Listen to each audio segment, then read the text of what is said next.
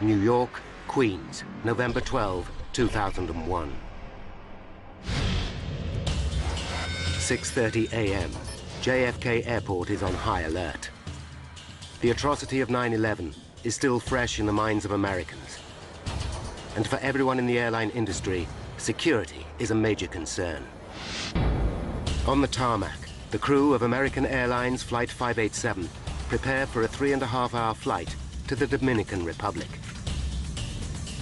Captain Ed States, the senior pilot, and his first officer, Sten Molen, carefully check the exterior of their aircraft. The son of a pilot, Molen has 10 years' experience with the company, joining American Airlines at the age of just 24. Like his father before him, Sten sees it as much more than a job. If he wasn't a pilot, he doesn't know what he would be doing because it was that important. He loved his job. Traveling to the Dominican Republic this morning are 251 passengers. Among them, 83-year-old Hipólito Algaroba and his 73-year-old wife, Ubencia. The elderly couple have decided to return to their homeland for their twilight years and are expecting their son, Hector, to show up and see them off. They're going home for good because they have raised 3 kids and their job is done. The couple have arrived well before their scheduled departure time. So early, the airline offers them seats on an earlier flight.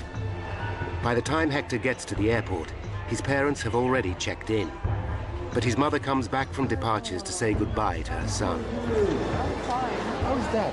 I asked about my father, and she said that he's fine, and he said he'll see me when I get there in a couple of months. And I gave her another kiss. I guess that was the kiss for my father. At 7 a.m., Ed States and Sten Molen begin pre-flight checks. The aeroplane is an Airbus A300-605R, capable of carrying up to 266 people. Built in Europe some 13 years ago, it is one of the oldest in the American Airlines fleet and has racked up over 37,000 hours of flying time.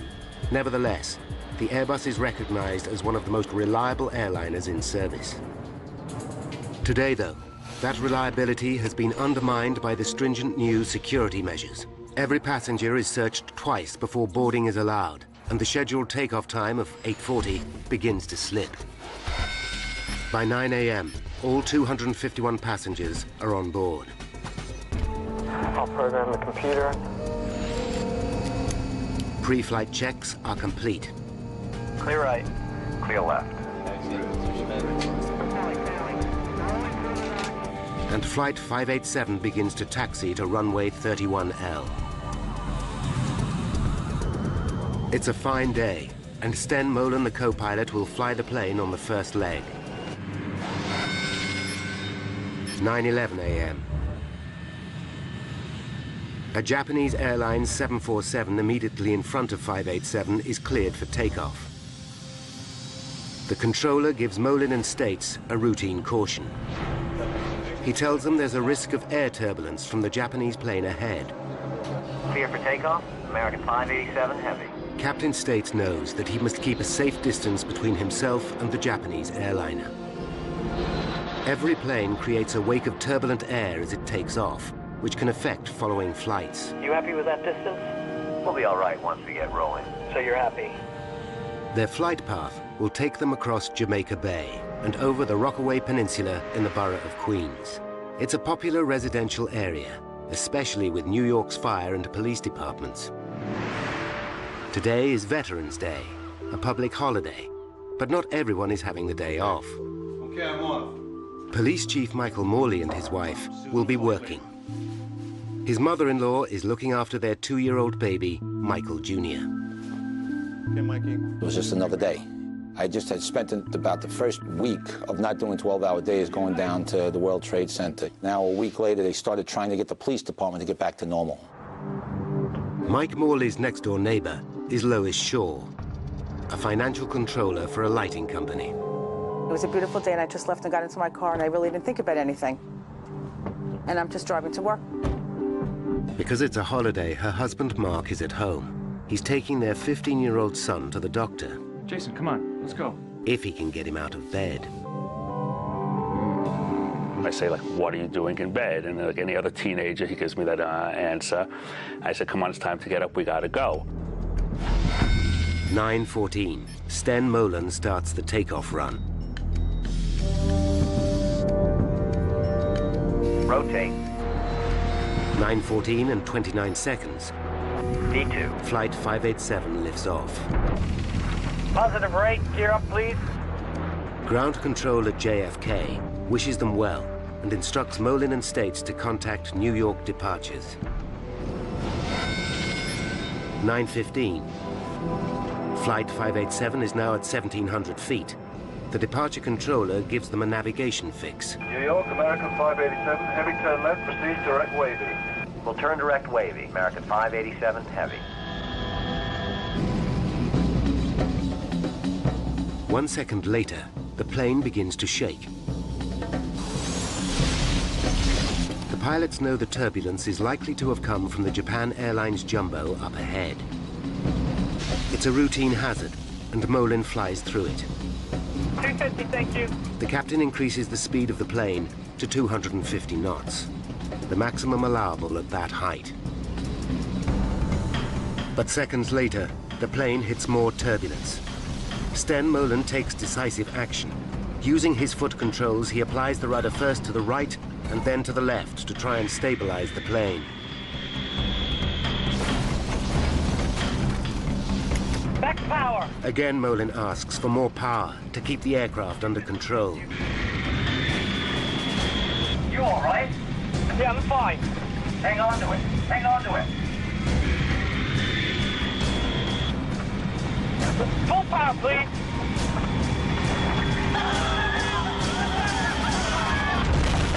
Holy! Less than 2 minutes into their journey, Flight 587 is in deep trouble. The lives of 260 people in the air and many more below are in mortal danger. 89 seconds after takeoff, Flight 587 is in trouble. In the cockpit, co-pilot Sten Molen is fighting the controls. What the hell are we into? I'm stuck in it! Get out of it! Get out of it! Far below, 53-year-old Pete Hayden, deputy chief of the New York Fire Department, is taking his first day off since September 11th. His attention is drawn to a plane making an unusual straining noise. It's struggling.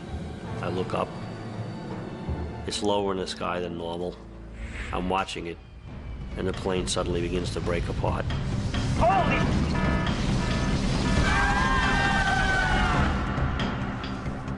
I see the back part of the plane behind the left wing break open. Smoke and flames come out. As the plane spins out of control, the engines shear off.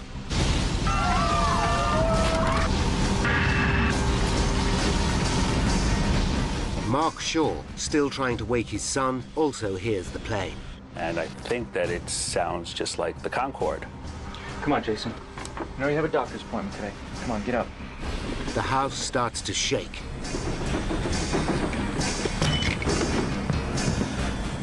Pete Hayden watches in disbelief.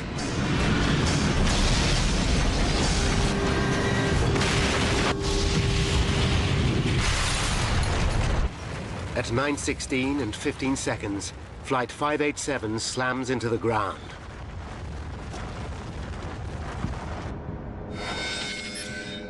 At 9:20 a.m., a pilot who has seen the crash alerts air traffic control at JFK. Yeah, look out to the south of the aircraft crashing. Say again? An aircraft just crashed to the south of the field. An aircraft crashed south of the field? Aircraft fireball. Controllers see a black pall of smoke over the suburb of Rockaway. On the ground, an amateur cameraman captures the horrifying scene. Plane crashed. Where? Into the houses. Houses are crushed and burning. Aircraft parts are everywhere. The whole neighborhood seems to be under attack. One of the first at the scene is Deputy Fire Chief Pete Hayden. There are bodies everywhere, all over the streets, in the yards. Some victims still strapped into the seats of the airplane. For Pete Hayden, the scene is all too familiar. It's 9/11 all over again. Only this time, it's his own neighborhood that has been hit. I'm wondering who it is that I know today that was killed. As the full scale of what has happened becomes apparent, residents are in a state of shock. The engine fall down and the belly fall. The pitch the left side and make it straight all the way down. From across New York, emergency services race to Rockaway. Among them, Inspector Michael Morley, who's horrified to hear the plane has crashed close to his own home. His first thought is for his son and his mother-in-law. I know my son is at home. I know my mother-in-law's in the house. So I'm panicking like every other father. You know, I'm thinking, oh my God, what if my kid's killed? What if, I don't know what's going on with my family. Michael Morley's next-door neighbor, Lois Shaw, is traveling to work when she gets a terrifying call from her husband, Mark. What's gone, the house? He's screaming hysterically, the house is burning down. So I just totally freak out, and I'm trying to scream, where's Jason, what's happening? But we get disconnected at this moment. Horrified, Lois heads home. News of the disaster spreads across the city. Roger, I'll have to cut you off. We are just learning from Associated Press that there has been a plane crash in Queens.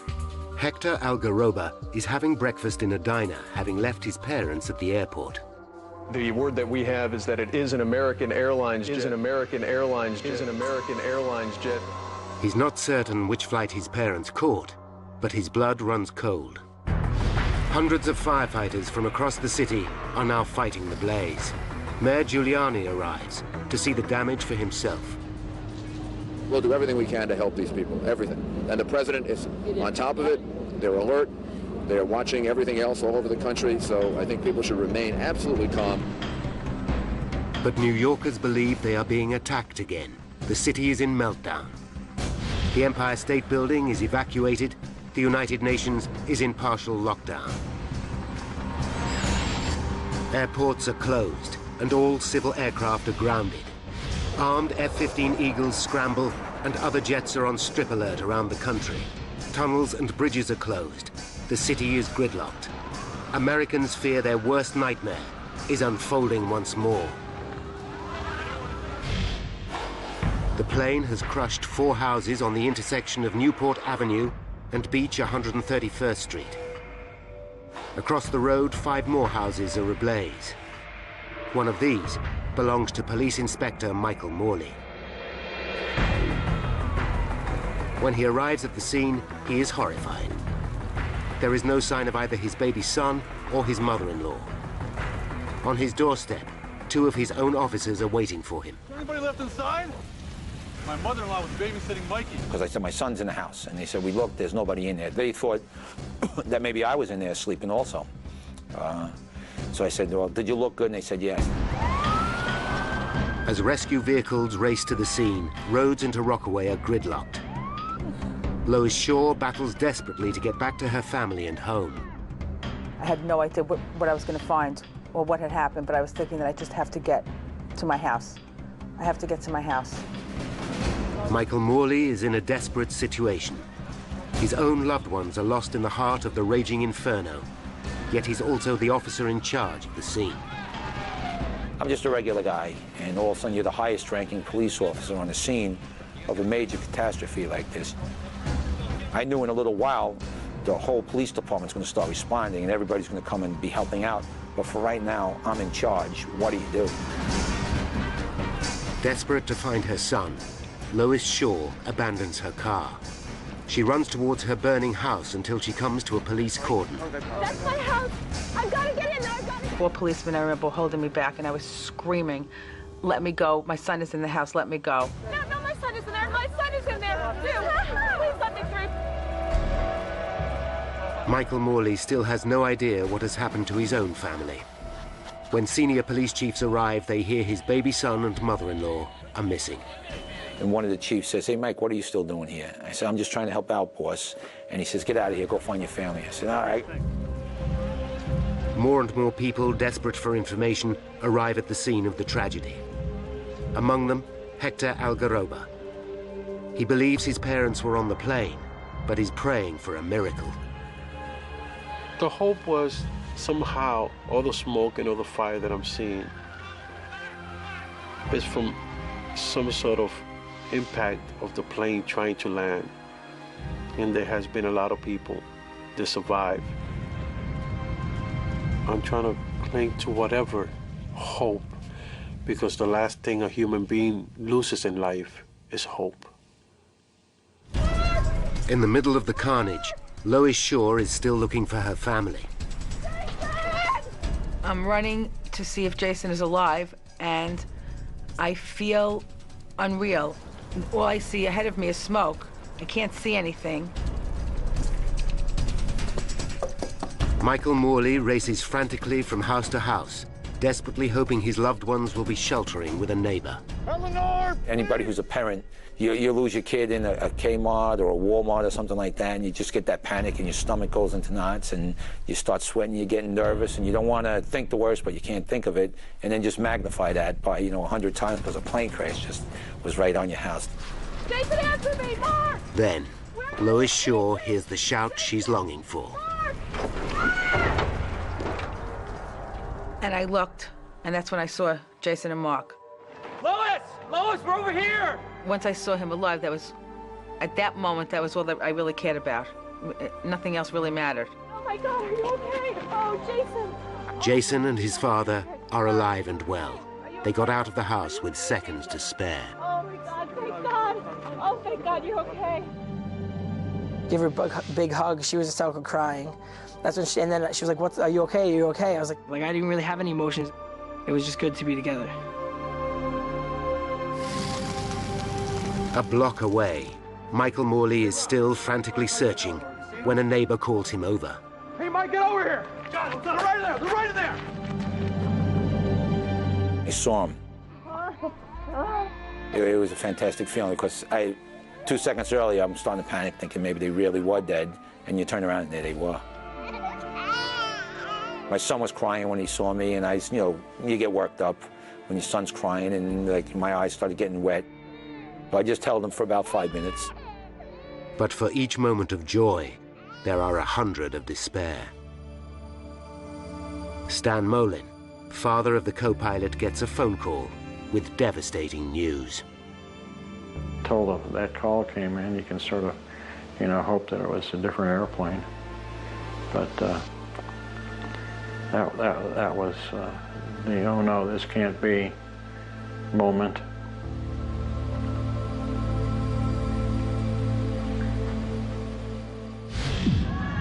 In the Dominican Republic, relatives expecting a family reunion at the Santo Domingo airport are suddenly confronted with an appalling reality. Their loved ones are dead.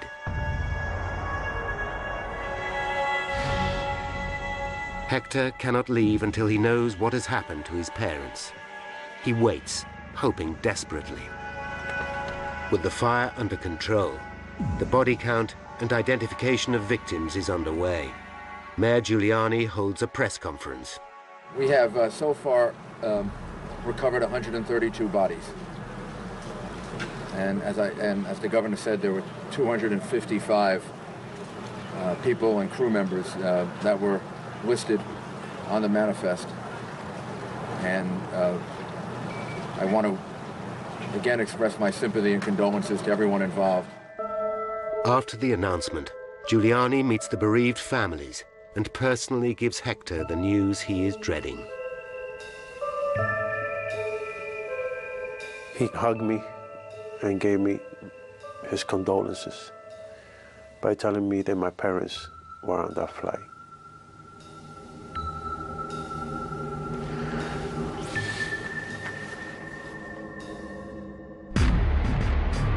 It's just 2 months and 1 day since 9/11. The parallels with America's worst terrorist outrage are striking. America looks to the White House for answers. At 12 p.m., White House Press Secretary Ari Fleischer makes a statement. First, information is always subject to change. We have not ruled anything in, not ruled anything out. Then President Bush interrupts a meeting with Nelson Mandela to make a statement. We sent our FEMA teams over. The FBI is over there. And this investigation is being led by the National Transportation Safety Board to make sure that the facts are fully known to the American people. How did Flight 587 end in catastrophe? Why did one of the most reliable aircraft in service break up in midair and come crashing down on a residential suburb? Now, by going deep into the investigation, we can reveal the facts behind one of the worst aviation disasters in US history, and how the truth sent shockwaves through the entire industry. Less than an hour after the crash, 21 NTSB officials, the GO team as they are called, are on their way. The man in charge is Bob Benson, a veteran investigator who's handled 94 major air disasters, including the 1988 Lockerbie bombing over Scotland. But not even Lockerbie can prepare him for pressure like this. It was particularly important for us to get this one right the first time. There was no payback in changing our minds or anything like that. Benson knows that the early hours of an investigation are the most critical. His team start gathering evidence at the crash site, a dangerous, shocking, and distressing business. From a personal standpoint, I'll take deserts, I'll take cornfields, I'll take mountaintops, I'll take swamps before I'll ever investigate accidents in cities. Potentially crucial clues also come from the surrounding area and from eyewitnesses who saw the plane break up in flight. And then the whole plane shook and the tail came apart. That's all I saw, and then it, boom. Both engines landed 245 meters before the plane. One fell onto a house, the other on a service station. The location of the two engines relative to the main crash site could provide an important clue. By plotting exactly where debris has landed, investigators should be able to determine the breakup sequence. The debris is scattered everywhere. Police and army boats are called in to gather parts from Jamaica Bay. Then, Benson personally witnesses a major discovery as he drives along the coast road.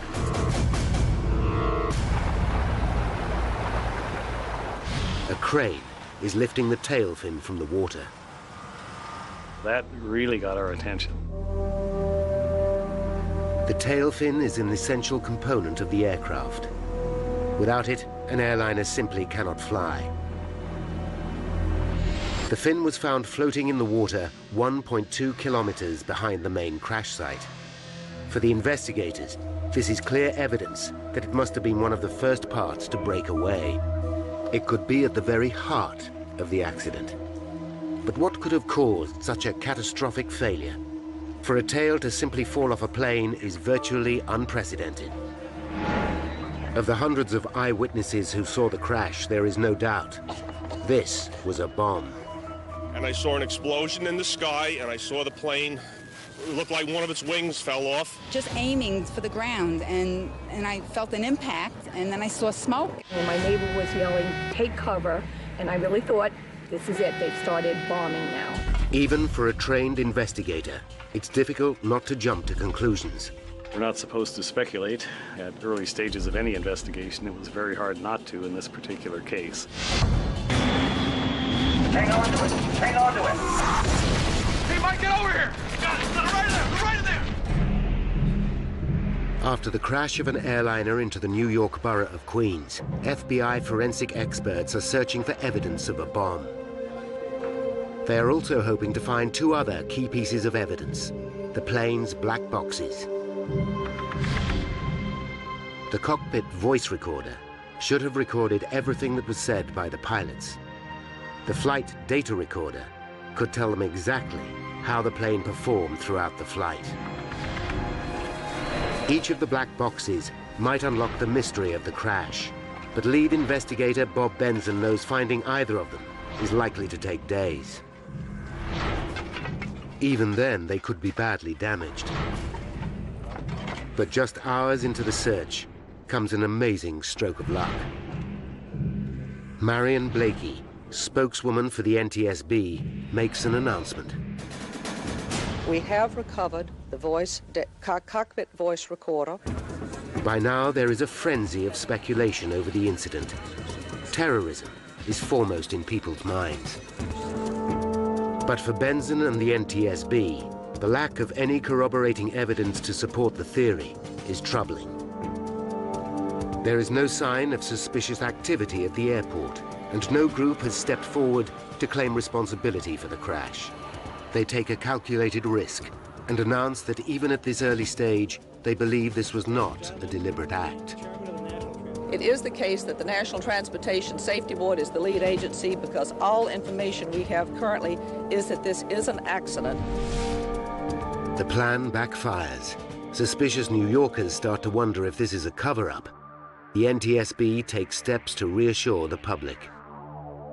Should there be any indications of criminal activity, we will certainly make certain that the public knows as soon as we are aware of that, and the investigation would change at that point appropriately.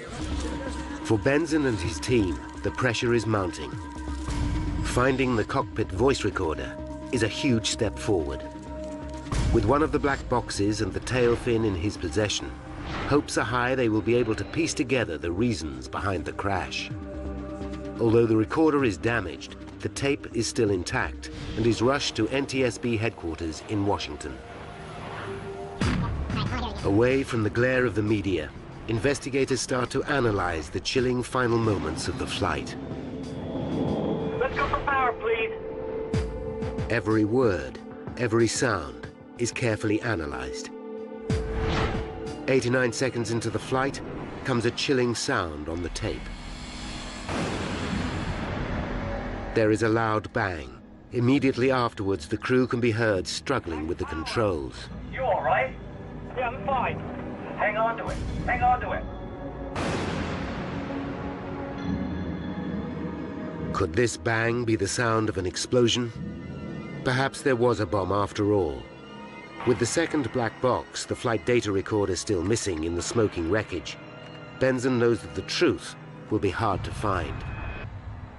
Without that, it makes telling the story more speculative and more difficult.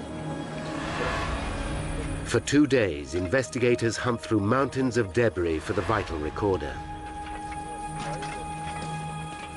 But instead of where they are looking, the next lead comes from 3 kilometers away. A pair of security cameras on the Triborough Bridge have captured the last moments of the aircraft.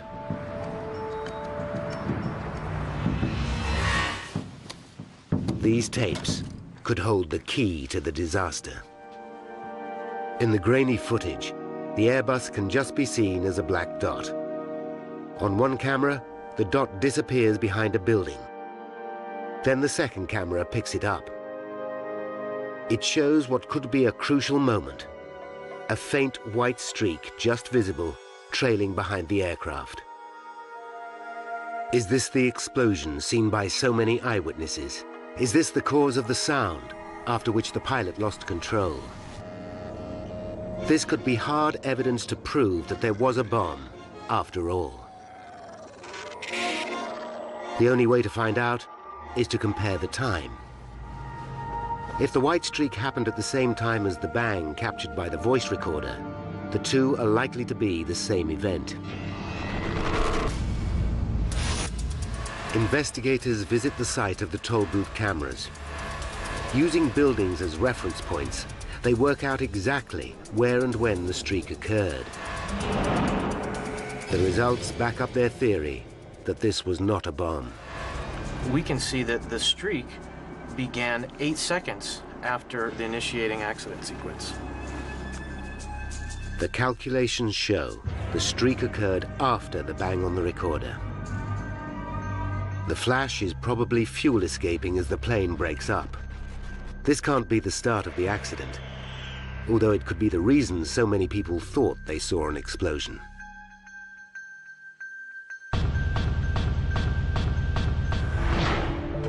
Then, back at the crash site, comes a dramatic development. Investigators get the news they have been desperate to hear. Searchers have recovered the flight data recorder. But the relief is short-lived. The black box is damaged. The NTSB send it back to the manufacturers to see what, if anything, can be retrieved.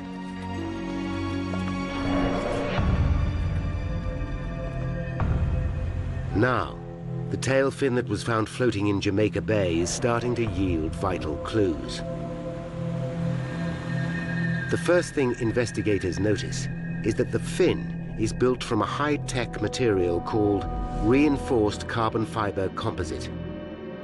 Often used in racing cars and sports equipment, composites consist of layers of carbon fibers bound tightly together with resin. The A300-600 was one of the earliest civil aircraft to feature this high-strength material, and it's used in many areas of the plane. But when investigators look closely, immediately alarm bells begin to ring.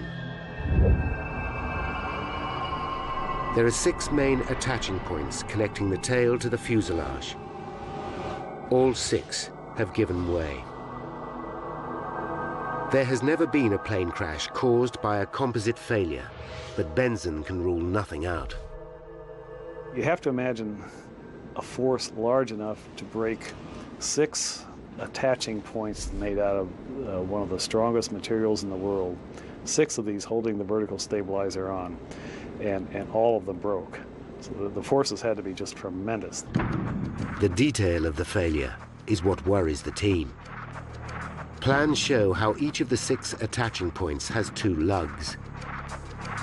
One made from aluminium, the other from composites, connected by a titanium bolt.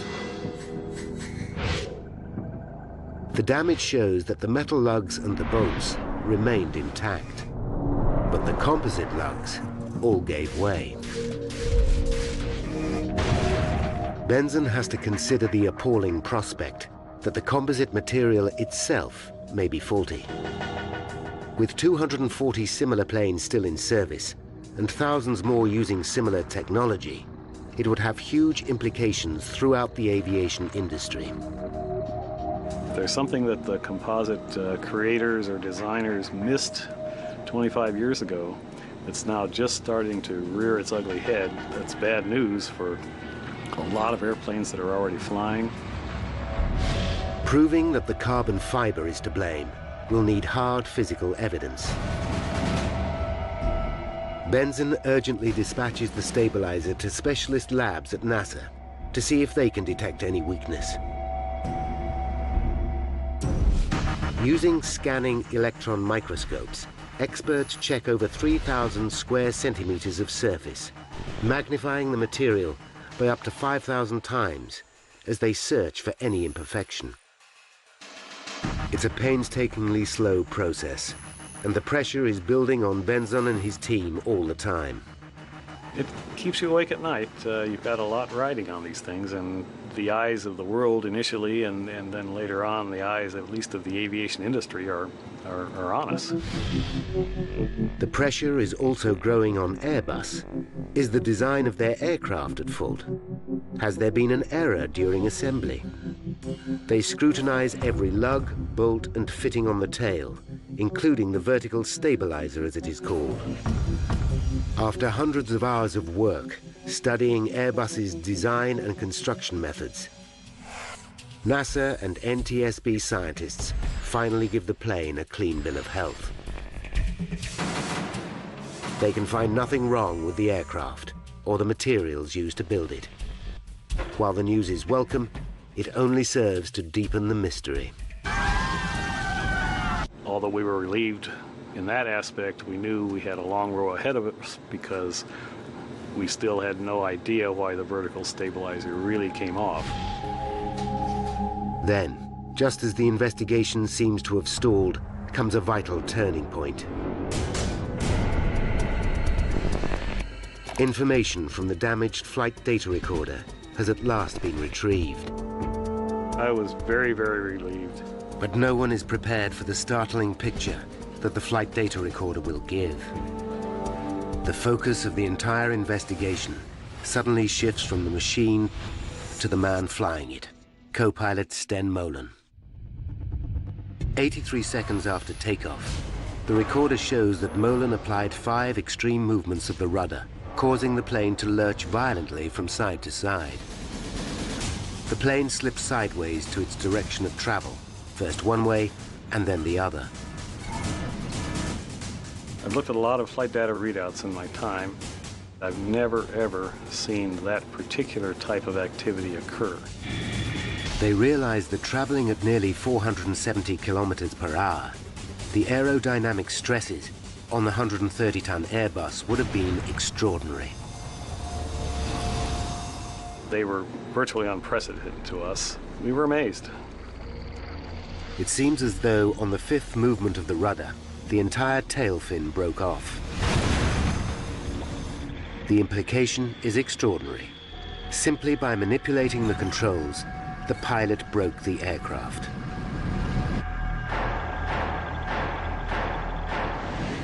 The NTSB is so concerned, they take immediate action.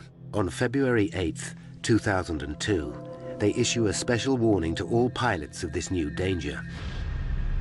But the board have yet to prove that the tail came off simply due to aerodynamic forces. Many pilots doubt that such a thing is possible. The only way to be sure is to run detailed computer simulations, a process which could take months to perform.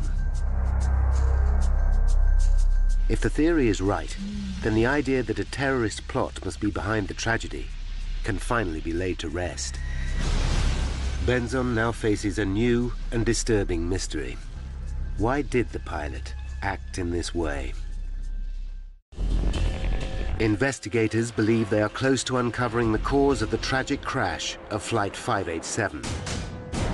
The flight data recorder shows that the co-pilot, Sten Molen, applied 5 rapid inputs to the aircraft's rudder pedals, which could have overstressed the tail fin, causing it to break off completely.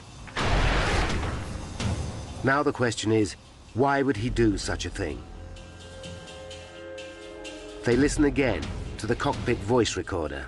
We're supposed to be 5 miles by the time we're airborne.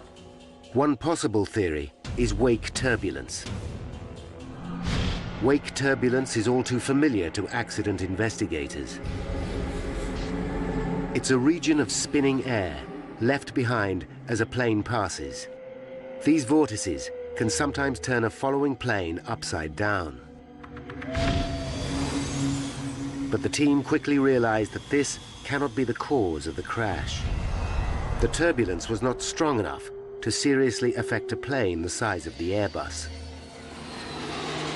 The bigger the airplane, the less effect wake turbulence has on it. A300 is a pretty big airplane. Then comes evidence which changes everything.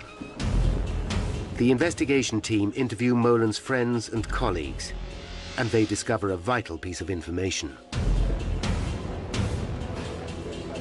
A pilot and former colleague recalls an earlier trip with Molen.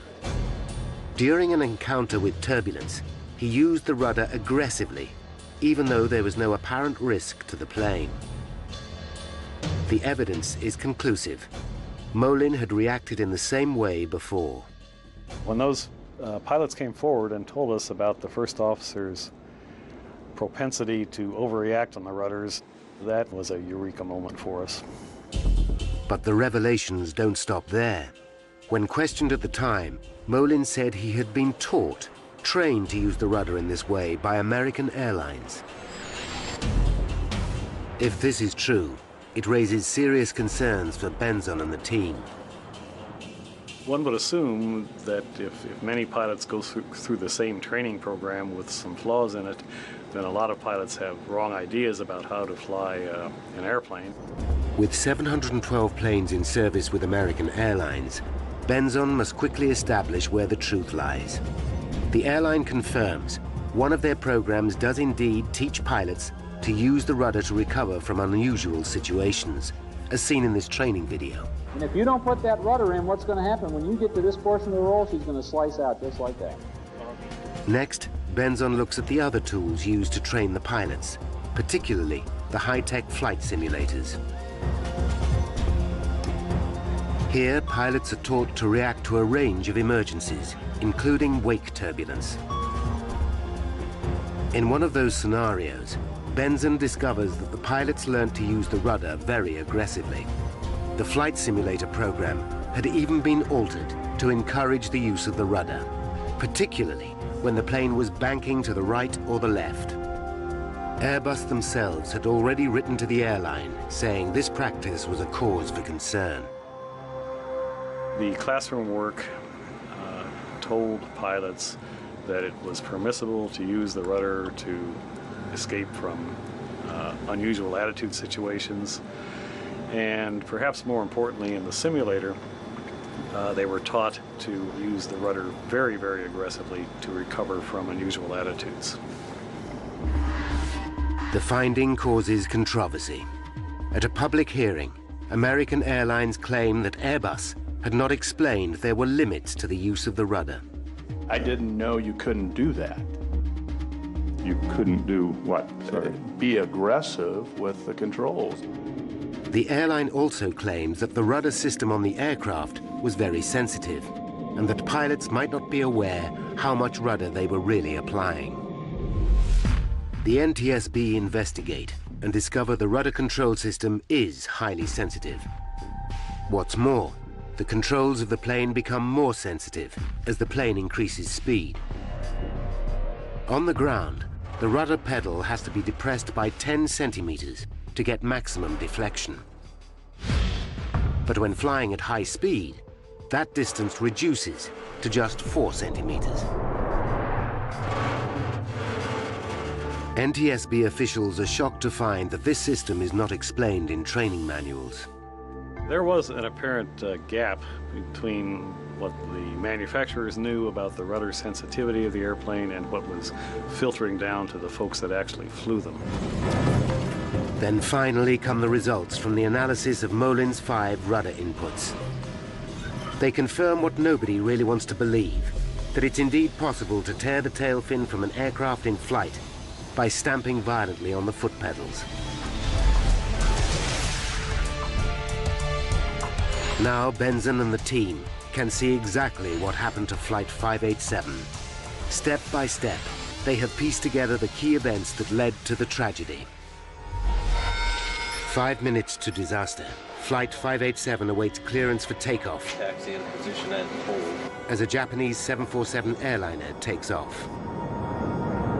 30 seconds later, Flight 587 is given a warning of wake turbulence. The land wind 260 at 1/4 portion of turbulence. 2 minutes to disaster, Flight 587 takes off. Positive rate, gear up please.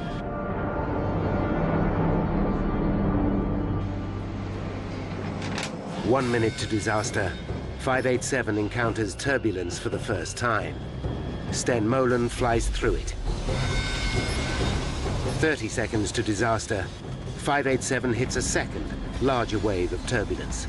The plane is now banking to the left, reminding Molen of his simulator training.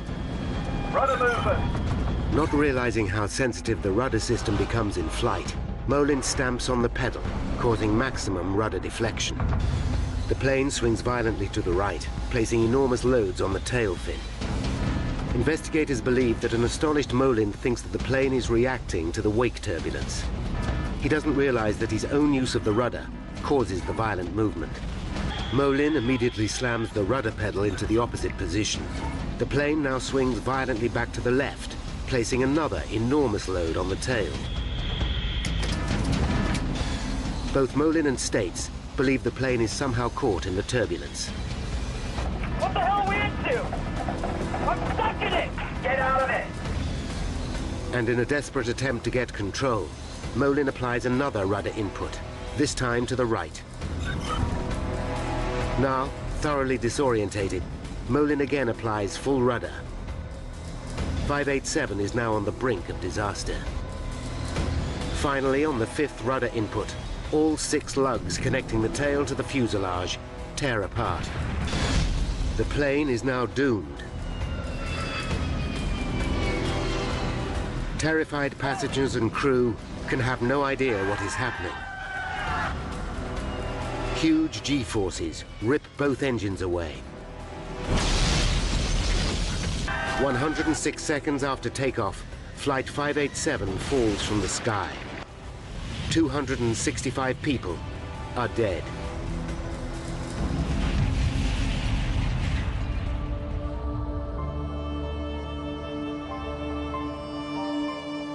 Important lessons have been learned from the tragedy. Airbus have issued a bulletin reminding pilots how to use the rudder, and American Airlines have modified their training program. Together with the NTSB, the aviation industry has moved to ensure that such a terrible accident will never happen again.